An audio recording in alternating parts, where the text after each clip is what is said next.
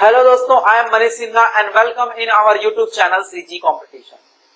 तो दोस्तों, अभी तक हम लोग जो है एग्रीकल्चर के जो है बहुत सारे टॉपिक देख चुके थे और आज हम लोग जो है एक नया टॉपिक आज स्टार्ट करने वाला है जिसका नाम है फसल एवं फसलों का वर्गीकरण। तो दोस्तों, आई होप आज का वीडियो आप लोगों को जो है बहुत ही ज्यादा पसंद आने वाला है। यदि आपको ये जो वीडियो है पसंद आता है तो फिर वीडियो को आप लोग जो है लाइक कीजिए और ज्यादा से ज्यादा अपने फैमिली और फ्रेंड्स के साथ में शेयर कीजिए और हमारा जो चैनल है सीजी कंपटीशन उसको आप लोग जो है सब्सक्राइब करना ना भूलें। तो फिर दोस्तों, आज का जो लेक्चर होने वाला है वह जो है आपके एग्जाम के पॉइंट ऑफ व्यू से बहुत ही ज्यादा इंपॉर्टेंट होने वाला है। तो चलिए आज हम लोग जो है अपना लेक्चर जो है स्टार्ट करते हैं जिसका नाम है फसल एवं फसलों का वर्गीकरण। तो चलिए दोस्तों, हम लोग जो है सबसे पहले फसल के बारे में जान लेते हैं कि फसल क्या होता है। पौधों का ऐसे समूह जिसको मनुष्य किसी रूप में क्या करता है, अपने उपयोग के लिए उगाता है। क्या बोल रहा हूं यार? फसलों का ऐसे समूह जिसको मनुष्य अपने उपयोग के लिए उगाता है और क्या करता है, वह जो है मनुष्य जो है उसे अर्थव्यवस्था के महत्वपूर्ण काम को जो है करता है। ठीक है, अपने अर्थव्यवस्था के जो है महत्वपूर्ण काम को क्या करेगा, उसी के द्वारा करते हैं। उसी को हम लोग क्या करते हैं, फसल कहते हैं। या तो फिर हम लोग जो दूसरे शब्दों में और यह कह सकते हैं कि आर्थिक महत्व वाले पौधों का ऐसा समूह जो किसी निश्चित भौगोलिक क्षेत्रों में उगाया जाता है, इसे ही क्या कहते हैं, फसल कहते हैं। देखिए क्या होता है, जैसे कि क्या है, यह जो है आपका एक निश्चित भौगोलिक समूह है। ठीक है, परिभाषा के अकॉर्डिंग देखते हैं कि क्या है, एक निश्चित क्या है, यह जो है एक भौगोलिक क्षेत्र है जिसमें हम लोग क्या करते हैं, जिसमें हम लोग जो है अपनी आर्थिक स्थिति को सुधारने के लिए अपने क्या करते हैं, वहां पे जो है कुछ पौधे लगाते हैं, कुछ जो है महत्वपूर्ण पौधे लगाते हैं। ठीक है, तो फिर देखो जैसे कि ये एक क्या है, भौगोलिक क्षेत्र, यहाँ पे हमने जो है अपने आर्थिक स्थिति को सुधारने के लिए, ठीक है, या फिर जो आर्थिक महत्व के लिए जैसे क्या लगा, यहाँ पे धान की खेती कर रहे हैं, तो यही चीज क्या कहलाएगा, हमारा फसल कहलाएगा। ठीक है दोस्तों, अब हमारा जो नेक्स्ट पॉइंट है वह है फसलों का वर्गीकरण। नेक्स्ट पॉइंट है फसलों का वर्गीकरण।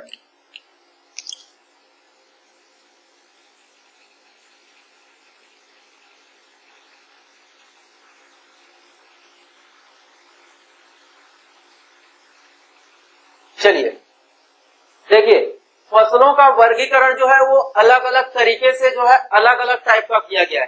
तो सबसे पहले मैं करता हूं ऋतुओं के आधार पर।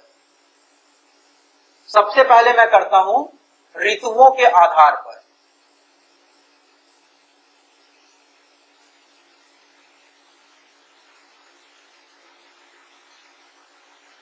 तो देखिए, ऋतुओं के आधार पर जो है फसल को जो है 3 भागों में बांटा गया है।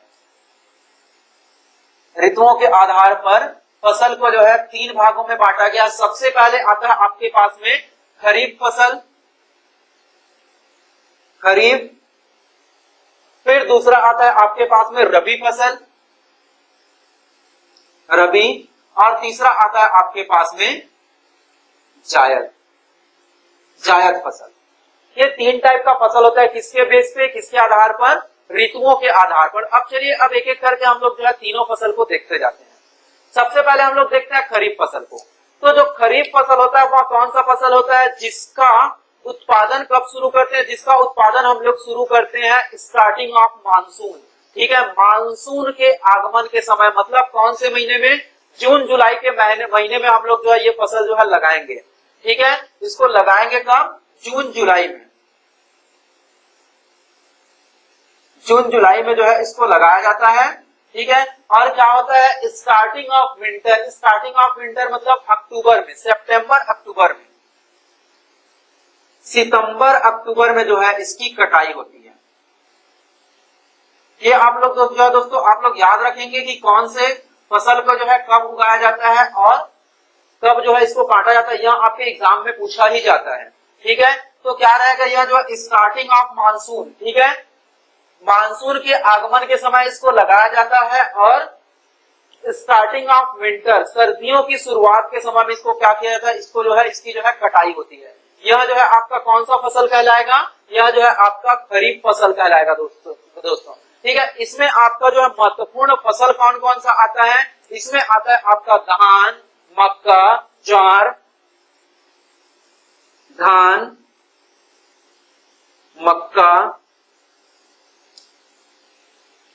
ज्वार, बाजरा, और इसके साथ ही साथ मूंगफली या उड़द को भी हम लोग जो है इसी में ले सकते हैं। मूंगफली और उड़द, ठीक है। अब उसके बाद फिर दूसरा जो है दोस्तों वो होता है हमारे पास में रबी फसल। तो रबी फसल को कब लगाते हैं, खरीफ फसल के जस्ट बाद में, मतलब स्टार्टिंग ऑफ विंटर, ठीक है। मतलब सितंबर अक्टूबर के समय इसको लगाया जाएगा, ठीक है। कब लगाया जाएगा इसको जो है, सितंबर अक्टूबर के समय या फिर अक्टूबर नवंबर के समय जो है इसको लगाया जाएगा। अक्टूबर नवंबर के समय इसको जो है लगाया जाएगा, ठीक है। और इसकी कटाई कब होती है, इसकी कटाई होगी स्टार्टिंग ऑफ समर, ठीक है। गर्मी की जब शुरुआत होती है, गर्मी की शुरुआत जो है होती है तब क्या किया जाएगा, इसको जो है इसकी जो है कटाई होती है, ठीक है। मतलब मैं बोल सकता हूं फरवरी मार्च में, फरवरी मार्च में जो है इसकी कटाई होती है, ठीक है। कौन सी फसल की, रबी फसल की, ठीक है। और इसमें जो है आपका कौन कौन सा फसल आता है, इस फसल में जो है आपका रबी फसल में यहाँ पे आएगा आपका गेहूं, जौ, चना, मसूर, गेहूं, जौ, चना, मसूर। इसके साथ ही साथ और क्या क्या आ सकता है, जैसे सरसों है, आलू है, जई है, सरसों,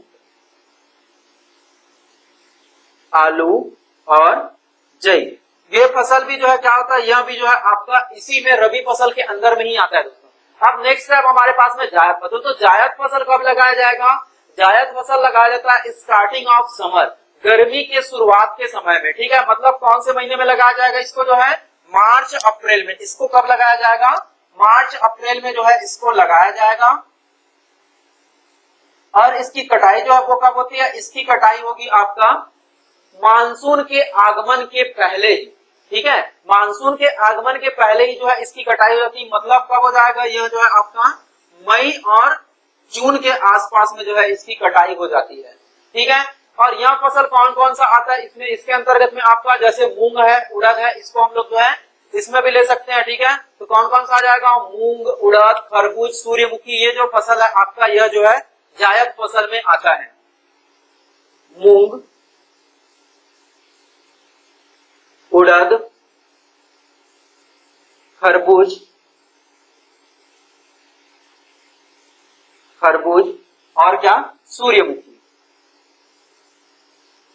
सूर्यमुखी, ये जो है आपका क्या आ सकता है, यह जो है आपका जायद फसल के अंदर में आता है दोस्तों, ठीक है। ये तो हो गया दोस्तों ऋतुओं के आधार पर। अब हम लोग जो है दूसरा देखते हैं, वह होता है जीवन चक्र के आधार पर। दूसरा देखेंगे हम लोग जीवन चक्र के आधार पर, ठीक है दोस्तों। इसको आप लोग जो है नोट डाउन करते जाइएगा, हम लोग जो है आगे अब बढ़ते हैं। दूसरा आपका है जीवन चक्र के आधार पर। तो जीवन चक्र के आधार पर भी जो है फसल को 3 भागों में बांटा गया। कौन कौन से 3 भाग में बांटा गया यार, सबसे पहला होता है आपके पास में 1 वर्षीय, दूसरा होता है द्विवर्षीय और तीसरा होता है त्रिवर्षीय। 1 वर्षीय, 1 वर्षीय फसल, दूसरा होगा आपके पास में द्विवर्षीय फसल और तीसरा होगा आपके पास में त्रिवर्षीय फसल। और ये तीनों को समझना दोस्तों, तो इसको आप लोग जो है नाम से भी समझ सकते हो। जैसे 1 वर्षीय है, ठीक है, तो इसका जो फसल होगा वो कब होगा, यह जो है 1 वर्ष या उससे कम टाइम पीरियड में होता है, ठीक है। 1 वर्ष या इससे कम टाइम पीरियड में जो है इसका फसल जो है हो जाता है। जैसे मैं इसके अंतर्गत ले सकता हूं यार, धान है, गेहूं, ज्वार,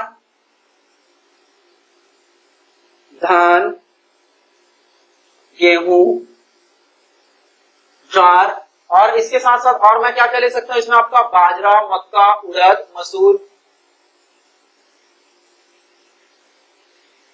बाजरा,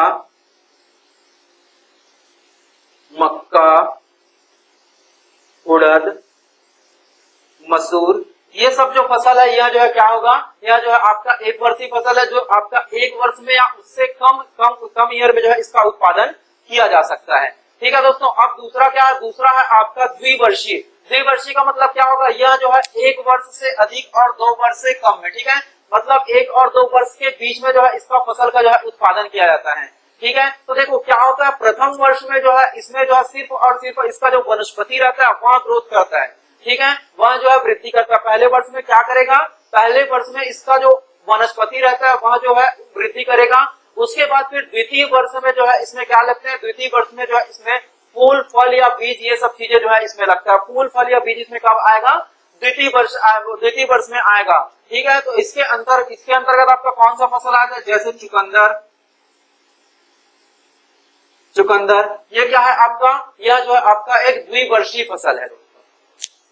इसके बाद फिर अब मैं बात करता हूं बहुवर्षीय फसल की। बहुवर्षीय फसल क्या होगा, जो 2 साल से ज्यादा लेता है फसल को करने में। ठीक है, जो क्या होता है 2 साल से ज्यादा लेता है, 2 साल से ज्यादा वहां जो है 3 साल 4 साल जितना भी ले सकता है। तो इसमें आपका क्या क्या आ जाता है, इसमें आपका नेपियर घास और जो है रिजर्व, ठीक है, रिजिका, ठीक है, नेपियर घास और रिजिका।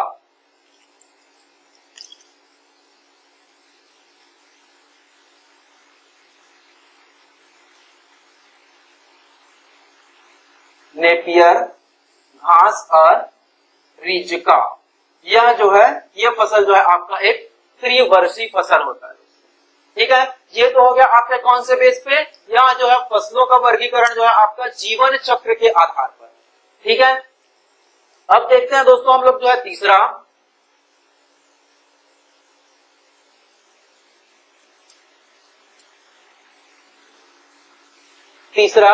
वह है आपका आर्थिक महत्व के आधार पर। तो दोस्तों आर्थिक महत्व के आधार पर तो वैसे फसलों को जो है बहुत सारे 10-11 टाइप में जो है बांटा गया है, लेकिन मेन होता है हमारे पास में 4 फसल।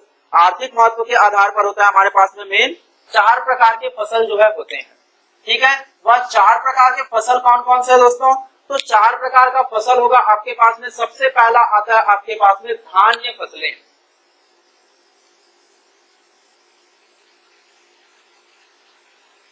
धान्य फसलें। ठीक है, दूसरा क्या आएगा, दूसरा आएगा आपके पास में दलहनी फसलें,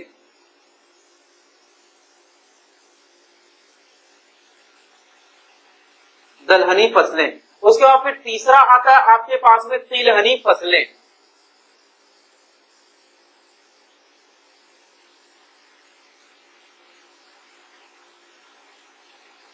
उसके बाद फिर चौथा होगा आपके पास में वहां होता है रेशेदार फसलें।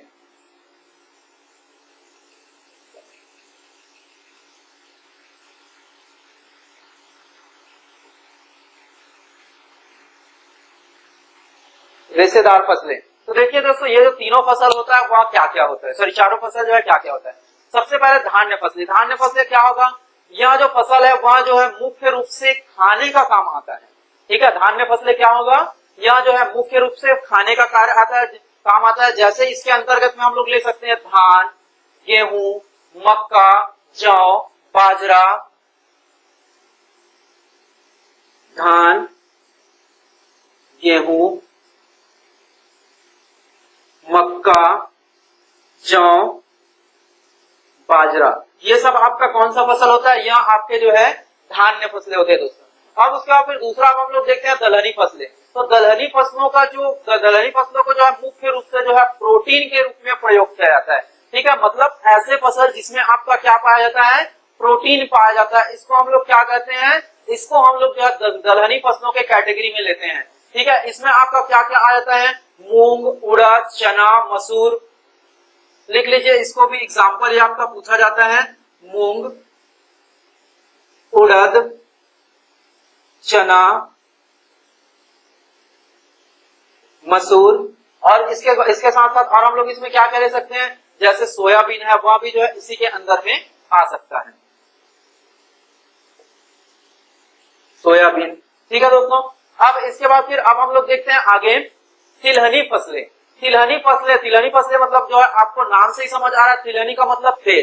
ठीक है, तो ऐसे फसल जो मुख्य रूप से जो है तेल प्राप्ति के लिए उत्पादन किया जाता है, ऐसे फसल जो मुख्य रूप से तेल प्राप्ति के लिए उत्पादन किया जाता है, ये क्या कहलाएगा आपका, यह जो है आपका तिलहनी फसल कहलाएगा। इसके अंदर में आपका कौन कौन सा आ जाएगा, इसमें आपका सूर्यमुखी, सोयाबीन, तिल, सूर्यमुखी, सोयाबीन, तिल, इसके साथ साथ और हम लोग इसमें क्या ले सकते हैं, जैसे आपका अलसी है, मूंगफली है, कुसुम है, अलसी, मूंगफली, कुसुम, और आपका सरसों भी आ जाता है, राई भी आ जाता है, तोरी भी आ जाता है, सरसों,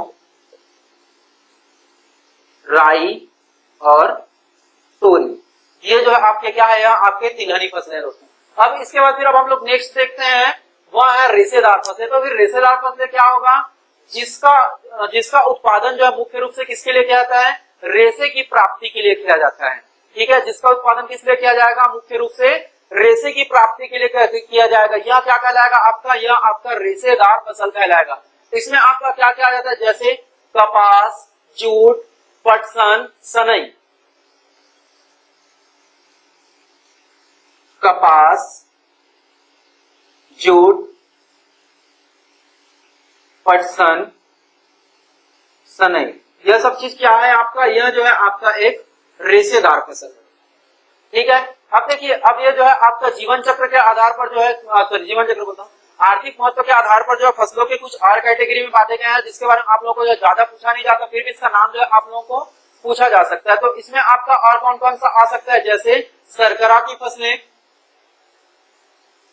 बस नाम आप लोग जो है नोट डाउन कर लीजिएगा, शर्करा की फसलें। उसके बाद फिर दोस्तों अब आ सकता है आगे आपके पास में सब्जी वाली फसलें,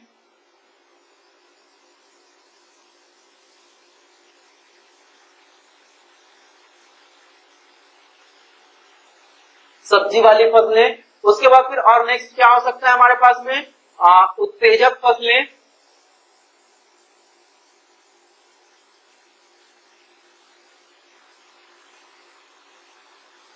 उत्तेजक फसलें। इसके बाद फिर और क्या आ सकता है हमारे पास में, और क्या आ सकता है इसके बाद फिर, जैसे कि कोई कंद वाली फसलें हैं, वो हो सकता है आपका जड़, उसको हम लोग जो है जड़ और कंद बोल सकते हैं। हाँ, जड़ तथा कंद वाली फसलें, जड़ तथा कंद वाली फसलें। और इसके बाद फिर और क्या हो सकता है आपका औषधि, जिससे हम लोग बनाते हैं, ठीक है, औषधि युक्त फसलें।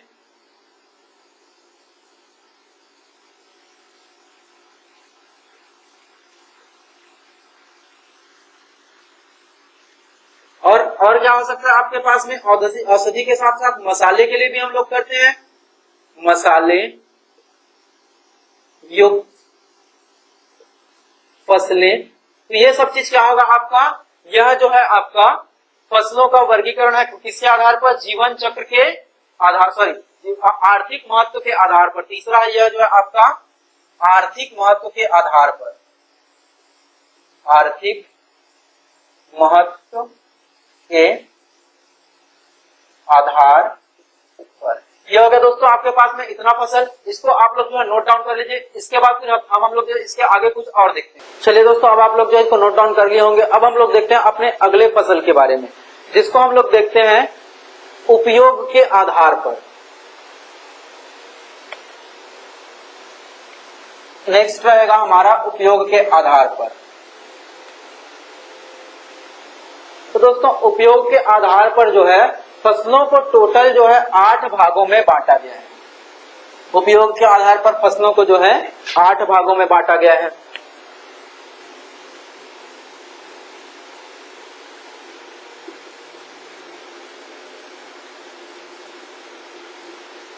वह कौन कौन सा, चलिए देखते हैं हम लोग लाइन से एक एक करके। सबसे पहला होता है हमारे पास में नगदी फसलें।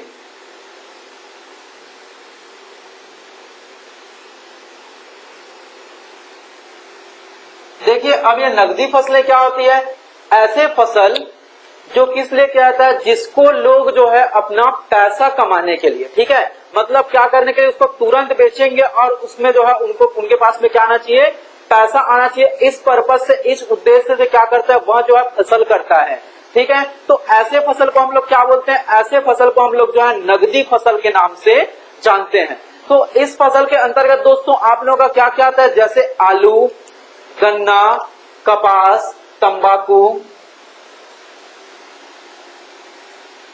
आलू, गन्ना, कपास, तंबाकू, मिर्च, ये सब चीज जो है आपका किसके अंतर्गत आता है, नगदी फसल के अंतर्गत आता है। अब दोस्तों अब दूसरा टॉपिक होता है हमारे पास में, वह है अंतर्वर्ती फसलें।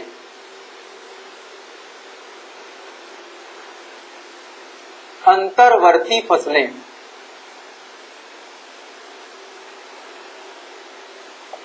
ठीक है। तो ये अंतर्वर्ती फसलें क्या होता है, देखो क्या होता है, जैसे कि कोई जमीन रहता है, जमीन में हम लोग क्या करते हैं, कोई एक मुख्य फसल जो हम लोग लगातार लगाते जाते हैं। जैसे कोई एक लैंड है, वहां पे हम लोग जो है उस भूमि में हम लोग क्या कर रहे हैं, लगातार उसमें जो है धान लगाते जाते हैं। तो क्या होता है, उस कुछ दिन बाद जो है वहां पे जो है उसकी उपजाऊ क्षमता जो है वो क्या हो जाती है, वह जो है वो कम हो जाती है। तो क्या करते हैं, वह जो है मुख्य क्रॉप को जो है, मुख्य जो हमारा जो फसल है उसको फिर से वहां पे उगाने के लिए उसमें हम लोग जो है एक आध साल जो है उसमें क्या करते हैं, कोई जो है दूसरा फसल उसमें लगाते हैं, ठीक है। तो वही जो फसल हम लोग जो है बीच में जो लगाते हैं वही आपका क्या कहलाता है, अंतर्वर्ती फसल कहलाता है। जैसे कि क्या क्या आ जाएगा इसके अंदर में, आपका मूंग, उड़द, सावा, चीना, तोरी, लिखते जाइएगा इसको आप लोग जो है, मूंग, उड़द, सावा, चीना या तोरी, ये जो है आपका किसके अंतर्गत आता है, अंतर्वर्ती फसलों के अंतर्गत आता है दोस्तों। अब नेक्स्ट क्या आएगा हमारे पास में, सुरक्षा सीमा रोधी फसलें।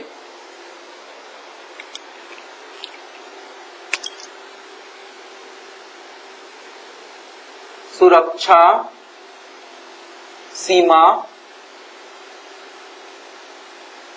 सुरक्षा या सीमा रोधी फसलें, ठीक है। तो ये क्या होता है आपका, देखिए हम लोग जो है क्या करते हैं, यहाँ पे जो है जैसे हम लोग जो है कोई एक जमीन है यार, कोई एक लैंड है, वहां पे जो है हम लोग क्या किए, अंदर में जो है कुछ जो है फसल लगाए, जैसे चना का फसल लगाए हैं, ठीक है। लेकिन क्या होता है, जब यहाँ पे जो है या फिर जानवर का, या फिर जैसे कि हम लोग जो है किसी और जो है लंबे पौधे वाला जो है क्या खेती कर रहे हैं, तो फिर वहां पे क्या, वहां पे जो है हवा का भी क्या होता है, हवा भी जब तेज आता है तो फिर उससे जो है फसल को नुकसान पहुंचता है, ठीक है। तो फिर जानवरों से या फिर जो है तेज हवाओं से बचाने के लिए इसके आसपास में हम लोग क्या करते हैं, यहाँ पे जो है इसके आसपास में चारों तरफ जो है कोई और फसल जो है लगा देते हैं। जैसे कि इसके अंतर्गत आता है कुसुम, ठीक है। कुसुम के पेड़ में जो है क्या होता है, कुसुम के फसल में जो है उसमें जो है कांटे भी होता है, तो कांटे को देखकर जो है वहां पे जानवर जो है अंदर नहीं जाते हैं, ठीक है। साथ ही साथ वह क्या करता है, उसमें जो है जब जो तेज हवा आती रहती है उसको भी वह जो है रोक देता है, ठीक है। तो ऐसे फसल को हम लोग किस नाम से जानते हैं, सुरक्षा सीमा रोधी फसल के नाम से जानते हैं दोस्तों। अब नेक्स्ट है हमारे पास में कीट आकर्षक फसलें।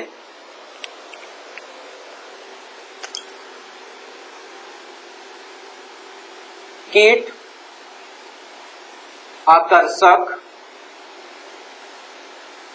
फसलें, देखिए अब ये कीट आकर्षक फसलें क्या होता है, जैसे कि क्या होता है यार, आपका कोई एक जो है हमारा मुख्य फसल है, मुख्य फसल में जो है बार बार जो है क्या होता है, कोई एक प्रकार का जो है कीट जो है लगता है। जैसे कि हम लोग बोल सकते हैं, कपास की बात करते हैं, कपास में जो है सबसे ज्यादा लगने वाला कीट कौन सा है, कॉटन रेड बग, ठीक है। कौन सा नाम से जानते हैं उसको, कॉटन रेड बग के नाम से जानते हैं, ठीक है। तो फिर कॉटन रेड बग को जो है क्या करना है, हमको जो है कपास से भगाना है। तो यहाँ पे हम लोग क्या करेंगे, इसके चारों तरफ या इसके आसपास में जो हम लोग और क्या लगा देते हैं, भिंडी का पौधा लगा देते हैं, ठीक है। भिंडी का पौधा लगा देंगे, तो फिर भिंडी का पौधा लगाने से फिर क्या होगा, वहां पे जितने भी कॉटन रेड बग है वहां जो है ज्यादातर वहां जो है क्या होगा, भिंडी की तरफ जाएगा, भिंडी को खाएगा, जिससे हमारा कपास क्या हो जाता है, बच जाता है। मतलब क्या होता है, हम लोग जो है मुख्य फसल को बचाने के लिए वहां पे क्या करते हैं, अपना कोई सेकेंडरी या द्वितीयक फसल जो है वहां पे लगाते हैं, जिससे जो है मुख्य फसल को जो है कीड़ों से कम नुकसान होगा। इसी को हम लोग किस नाम से जानते हैं, इसी को हम लोग जो है कीट आकर्षक फसलों के नाम से जानते हैं। इसमें कुछ उदाहरण लिख लीजिए आपको आप लोग, जैसे कि भिंडी, कपास, ठीक है। कपास को जो है किससे बचाने के लिए, कपास को जो है कॉटन रेड बग, इससे बचाने के लिए हम लोग क्या लगाते हैं, इससे बचाने के लिए हम लोग जो है भिंडी लगाते हैं। ठीक है दोस्तों, वैसे ही अब मैं बोल सकता हूं जैसे कि टमाटर या फूलगोभी है, ठीक है, टमाटर या फूलगोभी है, तो फिर टमाटर या फूलगोभी में सबसे ज्यादा क्या जाता है, टमाटर या फूलगोभी। इसमें आपका कौन सा कीट पाया जाता है, इसमें आपका रहता है वह है डायमंड बग मोथ, ठीक है। क्या आपके पास में diamond bang moth, diamond bang moth, ठीक है। इससे हम लोगों को जो है क्या करना है, इसको जो हम लोगों को कीड़े से बचाना है, ठीक है, किसको, टमाटर या फूलगोभी को। तो यहाँ पे हम लोग जो है अपना एक सेकेंडरी पौधा लगा देते हैं, वह है लाल गेंदे का फूल, ठीक है। लाल गेंदा जो है यदि हम लोग लगा देते हैं तो फिर क्या होता है, लाल गेंदा को लगाने से जितना भी क्या रहेगा, जितना भी जो ये डायमंड बैंग मोथ रहेगा वह जो है क्या करेगा, इसको जो है टमाटर या फूलगोभी को छोड़ के जो है वह जो है लाल गेंदा की तरफ जाता है, जिससे हमारा टमाटर और फूलगोभी जो है वो क्या हो जाता है, बच जाता है, ठीक है। अब दोस्तों अब नेक्स्ट है हमारे पास में, वो है आवरण फसलें। 5वें नंबर में आएगा आपके पास में आवरण फसलें। तो देखिए अब ये आवरण फसलें क्या होता है, जैसे ये क्या होता है यार, जैसे हम लोग जो है जब फसल लगाते हैं तो वहां पे आसपास का जो मिट्टी रहता है वो क्या होता है, वह जो है लगातार जो है वो कटते जाता है, ठीक है, मृदा के अपरदन से बचाने के लिए, ठीक है। मृदा के अपरदन से बचाने के लिए हम लोग क्या करते हैं, खाली जमीन में जो है कुछ पौधा लगा देते हैं, ठीक है। उसी को हम लोग क्या बोलते हैं, उसी को हम लोग जो है आवरण फसल के नाम से जानते हैं। इसके अंतर्गत कौन कौन सा आएगा आपके पास में, इसके अंतर्गत आएगा आपके पास में मूंग, उड़द, सोयाबीन, मूंग, उड़द, सोयाबीन, और साथ ही साथ और हम लोग इसमें क्या क्या ले सकते हैं, जैसे पैरा घास है, लोबिया है, मूंगफली है, शकरकंद है। पैरा घास, लोबिया,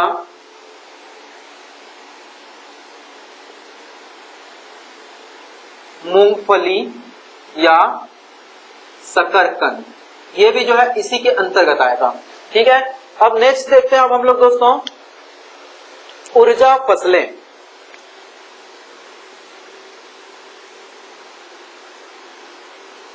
ऊर्जा फसलें, तो ये ऊर्जा फसलें क्या होगा, मतलब हम लोग जो है क्या करते हैं कि एथेनॉल या अल्कोहल प्राप्ति के लिए, ठीक है, ऐसे एथेनॉल अल्कोहल क्या होता है, जो हमारा ऊर्जा प्राप्त करने का एक सोर्स होता है, ठीक है। एथेनॉल या अल्कोहल की प्राप्ति के लिए क्या करते हैं हम लोग, जो है फसल लगाते हैं, वह क्या कहलाता है, आपका ऊर्जा फसलें कहलाता है। इसमें आपका क्या क्या आएगा, इसमें आएगा आपका जट्रोफा, ठीक है, जट्रोफा, मक्का, आलू, और साथ ही साथ आपका टिपियोका और गन्ना। लिख लीजिए आप लोग इसको, जो है क्या क्या है, जट्रोफा, मक्का, आलू, शकरकंद,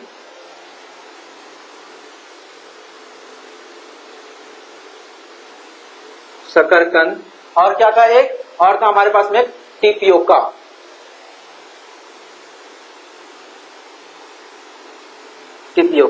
ठीक है। तो ये ऐसे पौधा है जिसको हम लोग किस लिए लगाते हैं, जिसको हम लोग जो है एथेनॉल या अल्कोहल प्राप्ति के लिए लगाते हैं, तो ये क्या कहलाता है आपके पास में, ऊर्जा फसलें कहलाएगा। अब अगला है अब हमारे पास में, वह है कास्ट फसलें।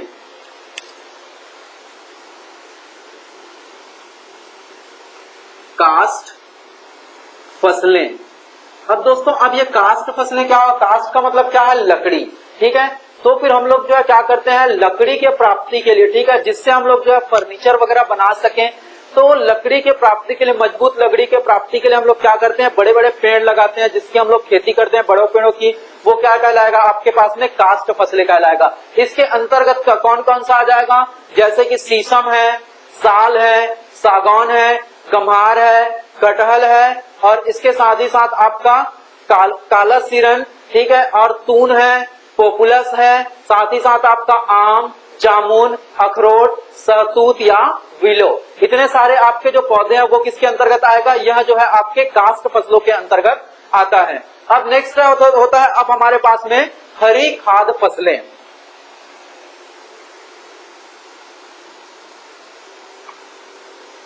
हरी खाद फसलें, अब ये हरी खाद फसलें क्या होगा, जैसे कि हम लोग जो है क्या करते हैं यार, खेतों में जो है सबसे ज्यादा हम लोग क्या किसका उपयोग करते हैं आजकल रसायनों का प्रयोग करते हैं। तो फिर रसायनों का प्रयोग ना करके हम लोग क्या करते हैं, हम लोग जो है वहां पे जो है हरी खाद का प्रयोग कर सकते हैं। जैसे कि क्या करते हैं, उसको हम लोग उगाएंगे और उगाने के बाद कुछ दिन बाद उसको क्या करते हैं, उसको जो है जमीन के अंदर में जो है दबा दिया जाता है, जिससे वहां जो है सड़कर क्या बनता है, जिससे वहां जो है सड़कर जो है खाद का कार्य करता है। इसके अंतर्गत आपका क्या क्या आ जाएगा, जैसे सनई है, ढांचा है, ठीक है, साथ ही साथ आपका उड़द है या फिर लोबिया, ठीक है, इसको हम लोग जो है किसके रूप में उपयोग करते हैं, इसको हम लोग जो है हरी खाद के रूप में उपयोग करते हैं दोस्तों।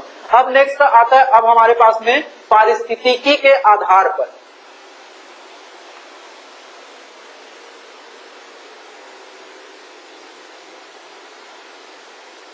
तो दोस्तों पारिस्थितिकी के आधार पर जो है फसलों को जो है टोटल 4 भागों में बांटा गया है। किसके आधार पर, पारिस्थितिकी,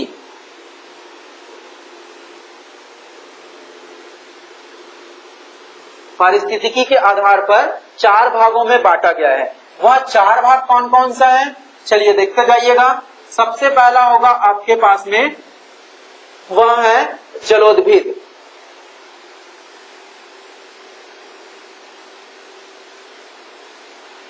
जलोद्भिद, ठीक है दोस्तों। और दूसरा क्या होगा, दूसरा होगा आपके पास में जो है वह क्या होगा, वह होगा आपके पास में मध्योद्भिद।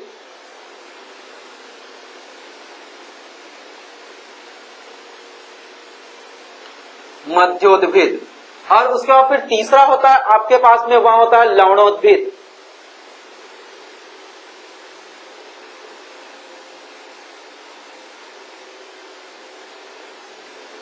लवणोद्भिद। उसके बाद फिर जो चौथा आएगा आपके पास में, वह क्या होता है, वह होता है आपके पास में शुष्कोद्भिद।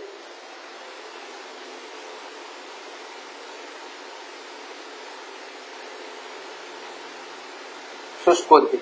तो चलिए दोस्तों अब एक एक करके अब हम लोग जो है सबको डिस्कस करते जाते हैं। जैसे कि आपका जलोद्भिद, जलोद्भिद क्या हो गया, नाम से ही आपका जो है यहाँ जो है आपका सिद्ध है, जैसे जलोद्भिद मतलब जल से, ठीक है, मतलब ऐसे पौधे जो किसमें होता है, जो जल के अंदर में होता है, उसको हम लोग क्या बोलते हैं, उसको हम लोग जो है जलोद्भिद कहते हैं। जो जल के अंदर में ही उगेगा इसको हम लोग क्या बोलेंगे, जलोद्भिद बोलते हैं। इसके अंदर में आपका कौन कौन सा पौधा आ जाएगा, जैसे आपका सिंघाड़ा का पौधा है, कमल है, साथ ही साथ हम लोग जो है देखें हाइड्रिया का पौधा है, ठीक है, ये सब चीज जो है किसके अंदर में आएगा, यह आपका जलोद्भिद में आता है दोस्तों। इसके बाद फिर अब हम लोग बात करते हैं सेकंड, मध्योद्भिद।